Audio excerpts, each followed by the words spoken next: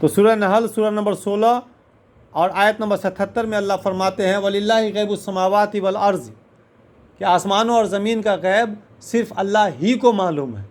تو ہی کا مطلب کیا ہے؟ کہ صرف اللہ کو معلوم ہے اور کسی کو نہیں۔ ہی کا مطلب یہ ہوا کہ اللہ ہی کو، مطلب اللہ کے علاوہ کسی کو نہیں۔ تو آپ صلی اللہ علیہ وسلم جو کچھ غیب کی باتیں بتاتے تھے، ہے نا، آپ صلی اللہ علیہ وسلم بھی کچھ غیب کی باتیں بتاتے تھے، تو آپ صلی اللہ علیہ وسلم غیبی تھے، غیب کے جاننے والے تھے؟ نہیں، آپ صلی اللہ علیہ وسلم کو اللہ بتاتا تھا، جو جتنا اتنا ہی وہ بتاتے تھے،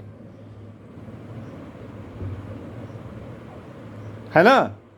تو آپ صلی اللہ علیہ وسلم غیب داں نہیں تھے، بلکہ غیب داں اللہ تھا، اور اللہ ہے اور اللہ رہے گا۔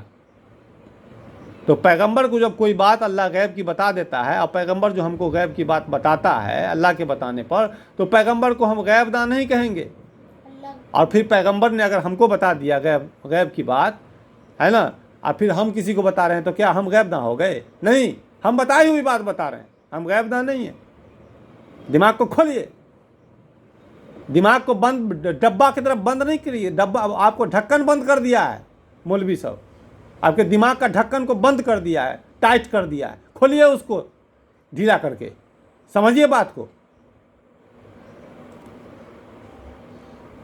ہم بھی غیب داں ہو گئے، ہم کو رسول اللہ صلی اللہ علیہ وسلم نے کچھ بتا دیا قیامت کی نشانی، ہم بھی بتا رہے ہیں لوگوں کو، تو جو لوگ ہم کو بھی غیب داں کہنے لگیں گے، کیوں؟ یہ تو غیب کی بات ہے۔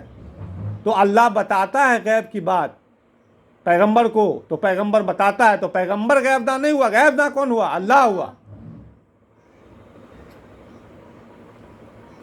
وَلِلَّهِ غیب السماوات والارض، آسمانوں اور زمین کا غیب صرف اللہ ہی کو معلوم ہے۔ ہی کا مطلب ہوا کہ صرف اللہ کو، اللہ کے علاوہ کسی کو نہیں۔ ہی کا مطلب یہی ہوتا ہے۔ یہ زبان ہے، بھاشا ہے، قرآن کی بھاشا اور زبان کو دیکھیے، پورا کسا ہوا ہے ایک دم، ایک ذرا سا ادھر ادھر نہیں ہو سکتا ہے۔ یہ قرآن کا یہ گرامر ہے، انگریزی گرامر ہے، انگریزی ہے، ہندی